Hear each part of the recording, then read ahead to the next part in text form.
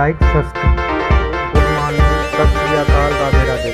मैं धीरेन्द्र शर्मा आपके अपने यूट्यूब चैनल और दोस्तों सत श्री अकाल, राधे राधे। मैं धीरेन्द्र शर्मा आपके अपने यूट्यूब चैनल लक्ष्य बाई धीरेन्द्र सर पर आपका स्वागत करता हूं। जैसा आप लोग जानते हैं, हम लोग इकोनॉमिक्स बीए सेकेंड सेमेस्टर के एमसीक्यू क्वेश्चन को देख रहे हैं, जिसमें आज का पहला प्रश्न है आपका, राष्ट्रीय आय समष्टि अर्थशास्त्र का कौन सा उपकरण है?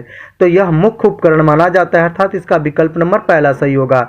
अगला प्रश्न है आपका, साइमन कुजनेट्स के अनुसार किसी देश की राष्ट्रीय आय की माप की कौन सी विधियां होती है? तो यह आय विधि भी होती है, व्यय विधि भी होती है, उत्पादन विधि भी होती है, अर्थात इसका विकल्प नंबर 4 उपरोक्त सभी सही होगा।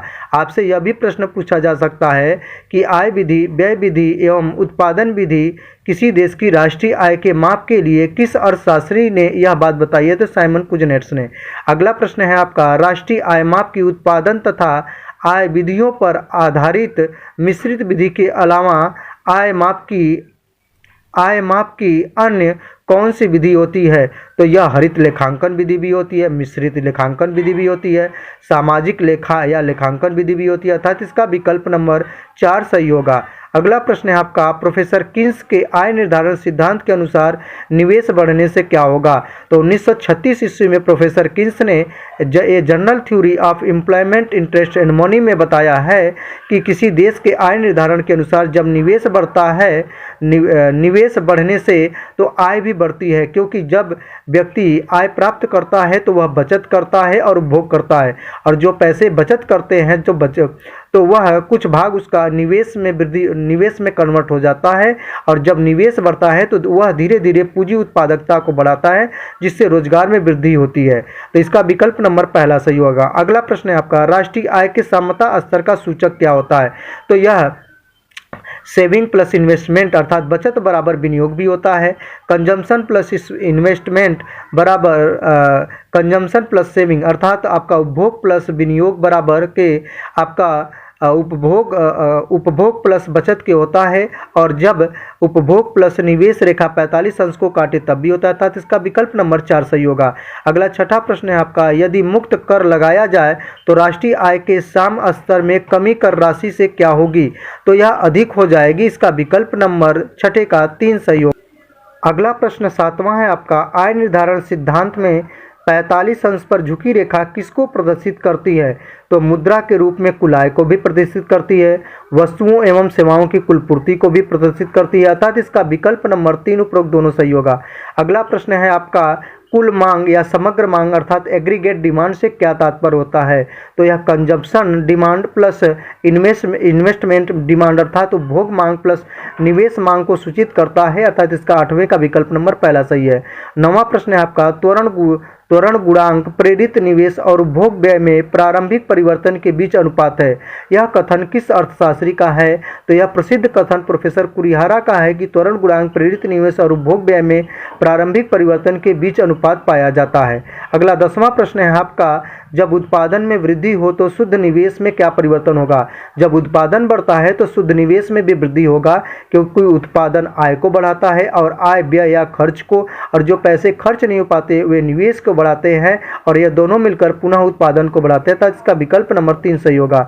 अगला प्रश्न है आपका, प्रत्येक अर्थव्यवस्था में पाए जाने वाले निवेश कितने प्रकार के होते हैं? तो अर्थव्यवस्था में पाए जाने वाले निवेश 3 प्रकार के हैं, प्रतिस्थापन निवेश, सकल निवेश, शुद्ध निवेश, अर्थात इसका विकल्प नंबर 4 सही होगा। अगला प्रश्न है आपका, किसी देश का आर्थिक कल्याण का मापक एवं सूचकांक किसे माना जाता है? तो यह पीछे भी हमने प्रश्न बताया था।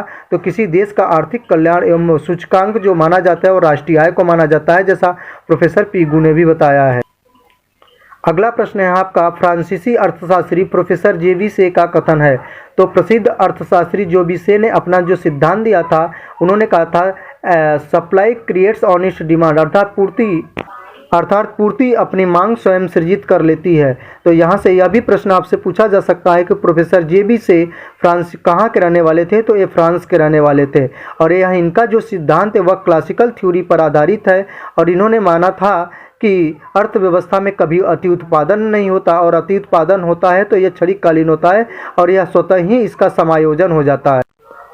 प्रोफेसर जे.बी.से ने अपना एक पुस्तक लिखा था, ट्रेड डी इकोनॉमिक पॉलिटिक, यह पुस्तक आप याद रखिएगा, आपसे यह भी पूछा जा सकता है कि ट्रेड दी इकोनॉमिक पॉलिटिक किसकी रचना है, तो यह प्रोफेसर जेबी से की प्रसिद्ध पुस्तक है। अगला प्रश्न है आपका, से का बाजार नियम किसका प्रमुख अंग माना जाता है? तो अभी हमने बताया कि प्रोफेसर जेबी से का जो कथन है वह क्लासिकल थ्योरी पर आधारित है, अर्थात इसका विकल्प नंबर 3 सही होगा। अगला प्रश्न है आपका, प्रोफेसर जेबी से ने अपना जो सिद्धांत पूर्ति अपनी मांग स्वयं सृजित करती है दिया है, उसके अनुसार कौन सा कथन सत्य है? तो प्रोफेसर जेबी से ने बताया है कि बाजार में कभी भी अति उत्पादन नहीं होता और एक व्यक्ति का खर्च दूसरे व्यक्ति की आय होती है, अर्थात इसका विकल्प नंबर 2 सही होगा। अगला प्रश्न है आपका, पॉलिटेक्निक ने प्रोफेसर जेबी से के नियम व मुद्रा के परिणाम सिद्धांत को क्या माना है? तो पॉलिटेक्निक ने जेबी से के मुद्रा सिद्धांत को एक दूसरे का पूरक माना है। अगला प्रश्न है आपका, ब्राजील के रियो डी जेनेरो शहर में Rio+20 जो 1992 में सम्मेलन शुरू हुआ था, यह Rio+20 कब शुरू हुआ? तो 20 से 22 जून 2012 को शुरू हुआ था, तो इसका विकल्प नंबर दूसरा सही। अगला प्रश्न है आपका, भारत में पर्यावरण संबंधी कानूनों के प्रभावी कार्यान्वयन तथा पर्यावरण के अधिकारों की सुरक्षा के लिए राष्ट्रीय हरित न्यायाधिकरण अर्थात नेशनल ग्रीन ट्रिब्यूनल NGT, तो यहाँ से एक प्रश्न यह भी पूछा जा सकता है कि NGT का फुल फॉर्म क्या होता है? तो नेशनल ग्रीन ट्रिब्यूनल, याद कर लीजिएगा किस तिथि को अस्तित्व में आया? तो NGT अर्थात नेशनल ग्रीन ट्रिब्यूनल आपका राष्ट्रीय हरित न्यायाधिकरण 18 अक्टूबर 2010 को अस्तित्व में आया था। अगला प्रश्न है आपका, प्रोफेसर जेबीसी के बाजार नियम क्रियाशीलता का कारण क्या होता है? तो यह मजदूरी दरों का लोचपूर्ण होना भी पाया जाता है, एक व्यक्ति का व्यय दूसरे व्यक्ति की आय होती है, यह भी पाया जाता है, ब्याज की दर की लोचपूर्णता पर भी निर्भर करता है, अर्थात इसका विकल्प नंबर 4 सही होगा। अगला कथन है आपका, सीमांत बचत प्रवृत्ति एवं सीमांत उपभोग प्रवृत्ति का योगफल किसके बराबर होता है? तो यह सदैव 1 के बराबर होता है। अगला प्रश्न है आपका, प्रोफेसर किन्स ने रोजगार बढ़ाने के लिए सबसे ज़्यादा बल किस पर दिया है? तो इन्होंने सार्वजनिक विनियोग पर बल दिया है, जबकि इससे पहले जो आपका प्रोफेसर जेबी से थे जिन्होंने ट्रेड दी इकोनॉमिक पॉलिटिक लिखा था, ये बताते हैं कि अर्थव्यवस्था में सरकार को कभी भी हस्तक्षेप नहीं करना चाहिए और एक सिद्धांत इनका यह था कि पूर्ति अपनी मांग स्वयं से जीत कर लेती है, जबकि प्रोफेसर किन्स 1936 में विश्वव्यापी मंदी जो 1929 से 1933 में आई थी, उसके बाद इन्होंने बताया कि पूर्ति अपनी मांग स्वयं सृजित नहीं करती बल्कि मांग अपनी पूर्ति स्वयं सृजित करती है, और इन्होंने एक पुस्तक लिखी थी general theory of employment interest and money. इन प्रश्नों को भी आप ध्यान में रखें। आज के लिए अब बस इतना ही। आप देखते रहिए लक्ष्य बाय धीरेन्द्र सर। मेरे चैनल को लाइक सब्सक्राइब एवं शेयर कीजिए। धन्यवाद। मेरे चैनल को लाइक सब्सक्राइब।